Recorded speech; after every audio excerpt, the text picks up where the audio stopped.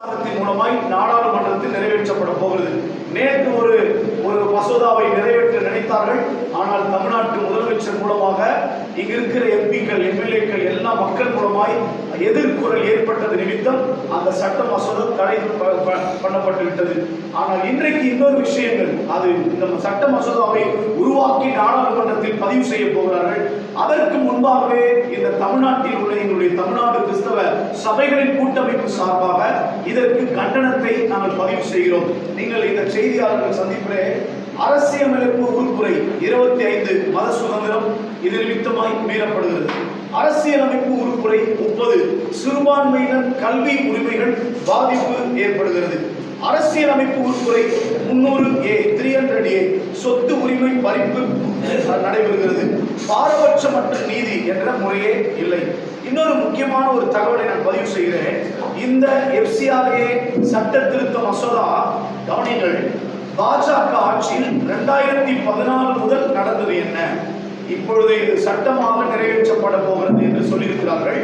ஆனால் 2014ஆம் ஆண்டு இந்த பாஜக ஆட்சிக்கு வந்து தமிழ்நாட்டில் இந்திய மக்களுக்கு, அதாவது கிறிஸ்தவர்களுக்கு, சிறுபான்மை மக்களுக்கு, சிறுபான்மை நிறுவனங்களுக்கு, தொண்டு நிறுவனங்களுக்கு என்னென்ன பாதிப்பு நடந்தது கவனிக்க வேண்டும். 20,700 அரசு சாரா தொண்டு நிறுவனங்களின் FCRA உரிமங்கள் ரத்து செய்யப்பட்டது, புதுப்பிக்க மறுப்பு தெரிவிக்கப்பட்டுள்ளது. 2015ஆம் ஆண்டு 4,407 உரிமங்கள் ரத்து செய்யப்பட்டிருக்கிறது.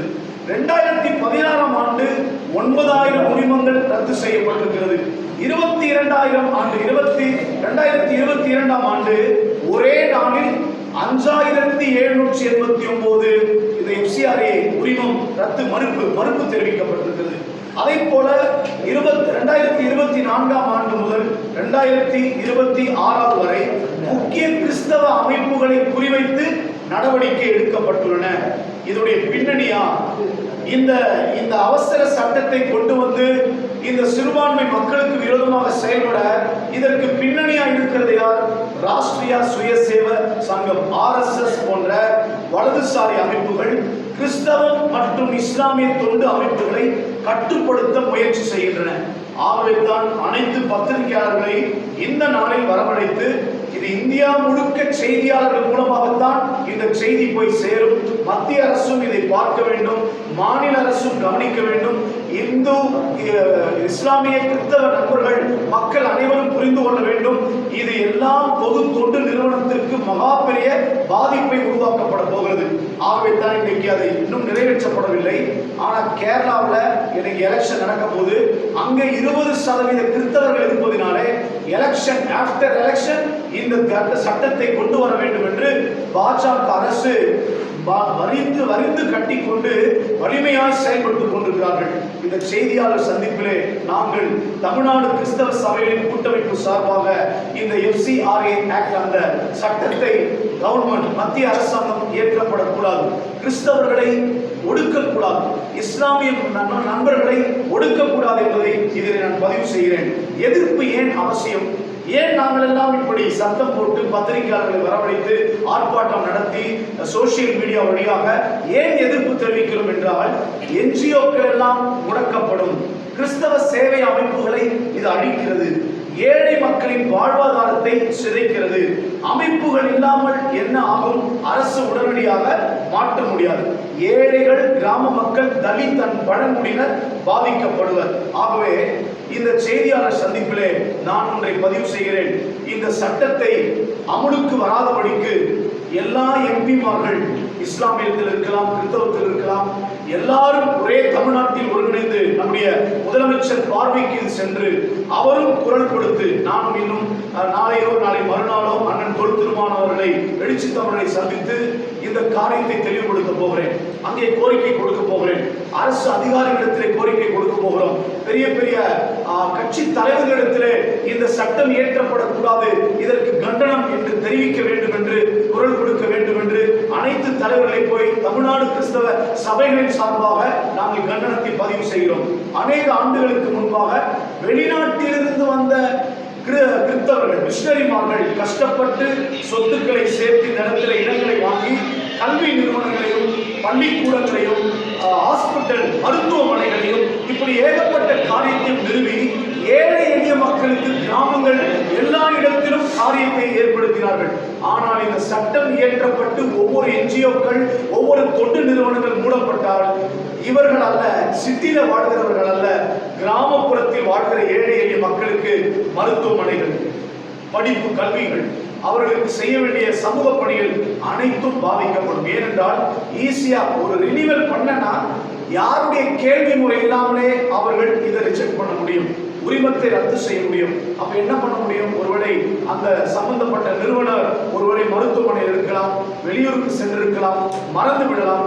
ஒரு 2 நாட்கள் கழித்து போனால், 5 நாட்கள் கழித்து போனால், அல்லது ஒரு 15 ஒரு மாதம் கழித்து போனால் அதை ரினிவல் பண்ண போனால் அது ஆட்டோமேட்டிக்கா ரத்தாயிடும். அப்ப ரத்தாகிவிட்டால் என்ன நடக்கும்?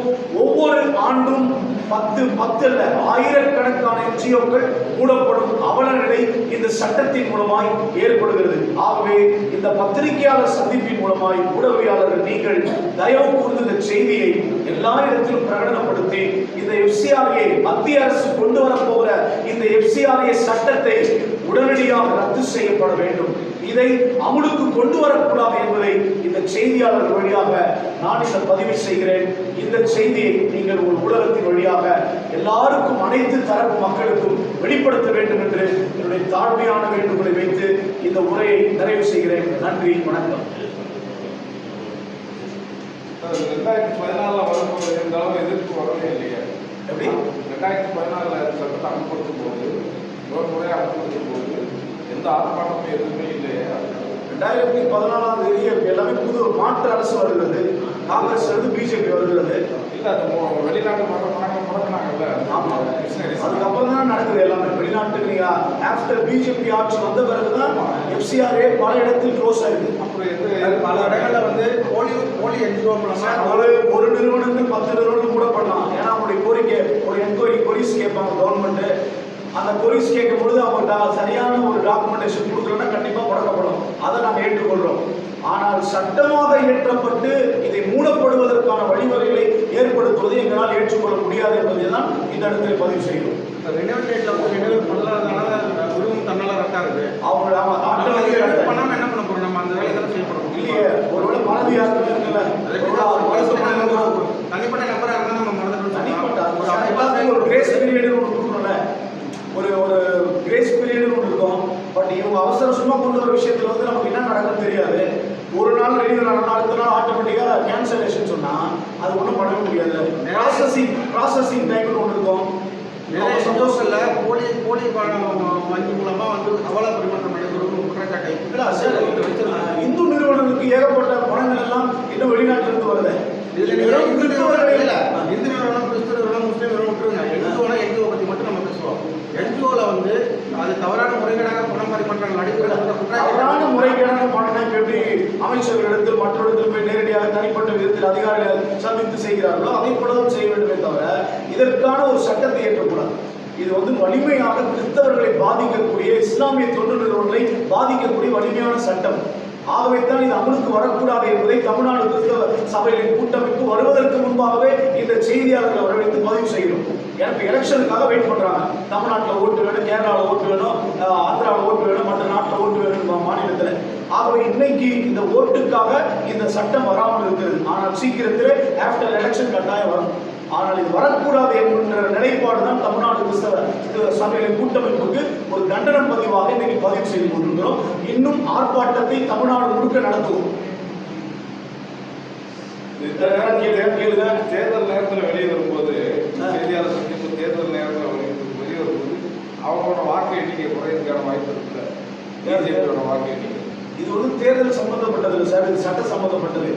தேர்தல் என்பது ஒரு ஜனநாயக கடமை. ஓகே, இது வந்து இந்த விஷயம் வந்து ஒரு தன்னிச்சையாக ஒரு அரசு வந்து ஒரு ஒரு கிறிஸ்தவர்கள் மீது இஸ்லாமில் திணிக்கிறது. அதை படித்து அறிந்து ஆராய்ந்து தெளிவுபடுத்தி தான் இன்னைக்கு பத்திரிகையாளரை கொண்டு இப்படிப்பட்ட விரிவுரையாக்கத்தை நாங்கள் செய்து கொள்கிறோம். இது தேர்தல் பாதிப்பு கிடையாது. இது எங்களுடைய ஒடுக்கத்தை நாங்கள் வெளிப்படுத்துகிறோம். எங்கள் மீது திணிக்கப்படுவதை வெளிப்படுத்துகிறோம்.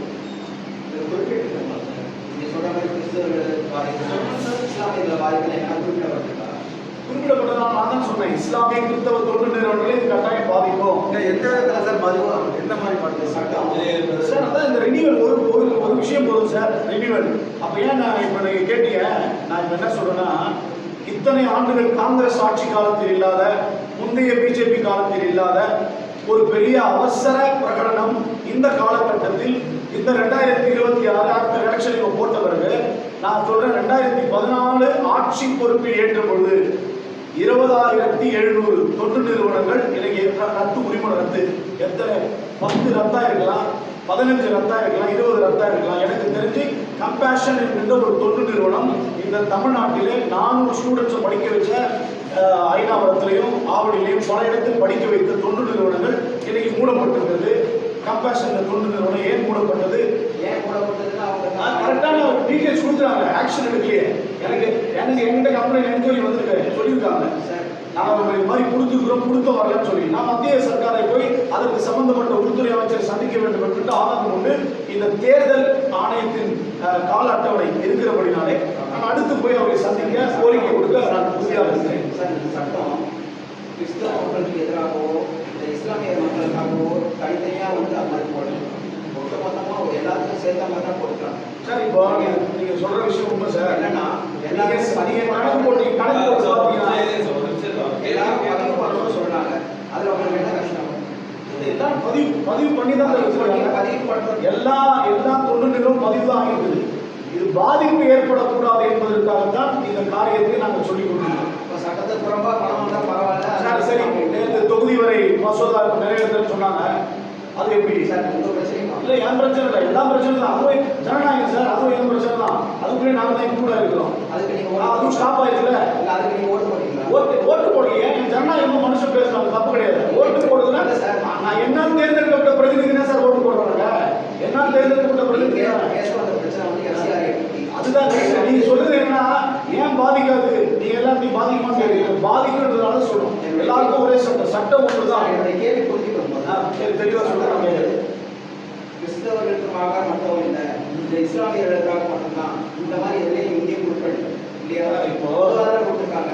இதில் நீங்க எந்த அளவுக்கு பாதிப்பு, எப்படி பாதிப்பு சார்? பாதிக்கப்படும் போது சார், அதுக்காக இந்த செய்தியை உங்களுக்கு பிரிண்ட் அவுட் எடுத்து போறேன் சார். நீங்க வந்து நீங்க படிச்சு பாருங்க. நான் போகும்போது பிரிண்ட் எடுத்து கொடுக்குறேன். பாதிப்பு சார், பாதிப்பு வருமுன்காப்போ சார் இந்த சட்டம் எப்படி பாதிக்கப்படுதுன்றத நீங்க உங்களுடைய கருத்தை எங்ககிட்ட முதல்ல சொல்லி சரி சொல்றேன் கேளுங்க. பாயிண்ட்ஸ் வந்து எங்களுக்கு தெரியும். சரி தெரியும் சார். பாருங்க 2014 20,700 அதை நீங்க வச்சுக்கிட்டு காப்பி தரேன் சார். எனக்கு தெரியாதுல்ல, ஒரு காப்பி கொடுக்கணும் தெரியாது, கேட்டுதான் கொடுத்துருப்பேன். போகும்போது கொடுக்குறேன். 20,700 உரிமை ரத்தா இருக்குது. 2015 4,470, 2016 9,000, 2022 5,770. இது எல்லாத்தையும் நீங்க சர்வே பண்ணி பார்த்தீங்கன்னா கிறிஸ்தவர்களுடைய தொண்டு நிறுவனங்கள் பாதிக்கப்பட்டது. அப்ப இவ்வளவு நாள் அவங்க வந்து ஏமாத்திட்டு இருக்காங்கன்னு நான் சொல்றேன். அது வந்து ஏமாத்துறது எப்படி சொல்ல முடியும்? ஏமாத்துறவங்க சட்டம் பாயம் சார். நீங்க மார்சாமி சார் உரிமை ரத்து. நீங்க பாருங்க, ரெனிவல் நான் சொல்றேன், ஒரு கிளாரிபிகேஷன் பண்றதுக்கு நீங்க வந்து ரத்தா இருக்குன்னு சொல்றீங்க. நான் என்ன சொல்றேன், ஏமாத்திருக்காங்கன்னு சொல்றேன். அது கூட சார் அது என்னுடைய நிலைப்பாட்டை நான் சொல்றேன். செய்தியாளரா உங்களுடைய பதிவை நீங்க பதிவு செய்யுங்க. என்னுடைய கோரிக்கை தான் நான் சொல்ல முடியும். ஓகேங்களா? எல்லாருக்கும் 1000 கேள்வி சார். ஏமாத்துறவங்க நாட்டில் யாருமே இல்லை சார். எல்லாரும் ஏமாத்துறவங்க தான். எல்லாரும் ஏமாத்த யாரும் ஒரு விஷயத்தை தவறு நடக்கதான் செய்யும். பட் இந்த ஸ்தாபனத்தை பொறுத்த எந்த ஸ்தாபனம் தவறு செய்தோ அதை ரிஜெக்ட் பண்ண, கேன்சல் பண்ண தப்பே இல்லை. ஆனா 1000 கணக்கில் ரத்து செய்யப்படும் பொழுது அதுல எனக்கு ஒரு கேள்விக்குறி எழுப்புது சார். அதுதான் சொன்னா சரியா பதிவு பண்ணுறது தானே அட்டை என்னுடைய அப்படி இருக்காது சார். நீங்க நான் தான் சொல்றேன், எனக்கு தெரிஞ்ச சரி அது வெளிப்படையாக நீங்க சொல்ல முடியாது. ஒரு சில ஸ்தாபனங்கள் சின்ன சின்ன காரியத்துக்காக ஒரு சின்ன விஷயம் அதுக்கு பதிவு செஞ்சு அதை கேன்சலேஷன் பண்றாங்க. அது எங்களுக்கு தெரியும். அது வேணா நான் அடுத்த பிரஸ் மீட்ல உங்களுக்கு நான் சார் நீங்க குறிப்பிட வேண்டிய சப்ஜெக்டே வார்த்தையே அதுதான். எந்த விதத்துல நீங்க பாதிப்பு பண்ணீங்க, பாதிப்பு கேன்சலேஷன் ஆகும் சார். நான் தான் சொன்னேன், கம்பேஷன் ஒரு பெரிய தொண்டு நிறுவனம் இந்தியாவில் வந்து தமிழ்நாட்டில் நிறைய டியூஷன் சென்டரு, கல்வி நிறுவனங்கள், ஏழைகளுக்கு ஃபீஸ் கட்டுறது, பிள்ளைகளுக்கு ட்ரெஸ் எடுக்கிறதுல ஒரு பெரிய நிறுவனம். அதையும் மூடி வச்சுருக்காங்க. அது நீங்கள் கணக்கு போடும்போது அடுத்த போலீஸ் திருப்பி கொடுக்குறாங்க, திருப்பி அடுத்த போலீஸ். இது மாதிரி போய் கால அவகாசம் கடைபிடிப்பு செய்யப்பட்டு ஆனால் இன்னும் ஓப்பன் ஆகும். ஆனால் பாதிக்கப்படுறது மக்கள், ஏழை மக்கள். இது மாதிரி பிரச்சனைகள் வரக்கூடாதுக்காக தான் நாங்கள் முன்னாடியே ஒரு கண்டன பதிவு செய்யறோம். அது வந்தாலும் வரலாறுக்காக அரசாங்கத்துடைய நிலைப்பாடுகள் என்னுடைய ஆர்ப்பாட்டம் தொடரும். எங்களுடைய கண்டனங்கள் நிச்சயமாக தொடரும். அதை பதிவு செய்யலாம். இந்த பிரஸ் மீட் மூலம் நீங்க என்ன செய்யணும்? விழிப்புணர்வு வரணும்னு சொல்றீங்க. ஆமா, அடுத்த வர தமிழக அரசு எந்த அரசாக இருந்தாலும் இதுக்கு அதுக்கான நடவடிக்கை எடுக்கும். ஆமா. கிறிஸ்தவ மக்கள் தனியார் தன்னார்வ அமைப்புலாம் போராடணும். அதை சொல்லுங்க. தன்னார்வ நிறுவனங்கள் போராட எல்லாமே ஒரு என்ஜிஓல எல்லாமே வந்துருக்கோம் சார். எல்லாம் ஒற்றுமையா இருக்கிறாங்க. அடுத்த கட்டத்தை என்ன செய்யணுங்கிறத நீங்களே அடுத்த கட்டம் அதான் சொல்லுது. இந்த சட்டம் எப்படி நேற்று ஒரு சட்டம் தடைப்பட்டுச்சோ கரெக்டா அது மாதிரி இது மாதிரி இந்த சட்டமும் அமலுக்கு வரக்கூடாது என்பதை நாங்கள் பதிவு செய்கிறோம். பொதுமக்கள் அதுக்கு விழிப்புணர்வு ஏற்படுத்தப்பட வேணும். அவங்க தெரிஞ்சுக்கணும். ஓகே. இதுக்கான எல்லா முக்கிய செய்திகளும் உங்க கையில கொடுக்குறேன். அடுத்த ஒரு பதிவு நான் பதிவு செய்யறேன். அடுத்த கேள்வி சார், உங்களோட என்ஜிஓ நீங்க பதிவு பண்ணி வச்சிருக்கீங்களா? இருக்கு சார். என்கிட்ட 10 இருக்கு, 12 இருக்கு, ஏபிசி இருக்கு, எல்லாமே இருக்கு. FCR நான் வாங்கினேன். வெளிநாட்டு ஃபண்ட்ஸ் நான் வாங்கினேன். டோட்டல் இந்தியாவில் ஏபிசி அங்கீகரிக்கப்பட்ட ஒரு ஸ்தாபனமா இருக்கிறேன். இன்கம் டாக்ஸ் கட்டுறேன். Up to date income tax கட்டுறேன். அதெல்லாம் பயிர் பண்ணாம இங்க வந்து பார்க்க முடியாது. நான் ஒழுக்கமாக தான் பேச முடியும். நான் ஒழுங்கினமா இருந்துட்டு அடுத்த உபதேசம் பண்ண முடியாது. இல்ல, உங்க தோரணையை வந்து சண்டை போட தான் பேசுறீங்க. அது நீங்க நினைச்சா அப்படி இல்லை. நீங்க பேசுறது அப்படிதான் வந்திருக்கேன், நான் இப்படிதான் வந்திருக்கேன், அப்படிலாம் பேச முடியும். அது நீங்க கோச்சிங் நீங்க பண்றது தப்பு. நீங்க தான் எடுத்து கம்யூனிட்டியை கொண்டு வரீங்க. கம்யூனிட்டி கிடையாது. நீங்க எடுத்து கொண்டு வரீங்க. அப்படிலாம் பேசாதீங்க சார். செய்தியா ஒரு பொதுவான சந்திப்பா பேசுறீங்க. நீங்க பேசுற தோரணையா வந்து ஏதோ வந்து நான் சண்டை போட வராமல் நீங்க பேசுறீங்க. மாடலேஷன் மாத்திக்க. என் மக்களுக்காக நான் பேசுறது உங்களுக்கு ஆதரவு சார், நமக்கு அப்ப எஸ்ஐஆர் கேஸா நீங்க போறாங்கல்ல?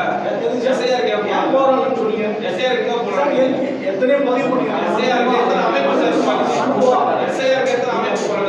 சார் எல்லா காப்பியும் தரேன்றேன். அப்பலாம் வரலையே சார். கூட்டமைப்பு சார் நான் வேற பிரஸ் மீட்ல கொடுத்துருக்கேன். நியூஸ் கொடுத்துருக்கேன். உங்களுக்கு எல்லா எவிடன்ஸும் தரேன். வந்து வாங்கிட்டு போங்க. சார், இப்ப நான் பேசுறது உங்களுக்கு சட்டமன்ற தேர்தலில் உங்களுக்கு பார்வை எப்படி இருக்கிறது?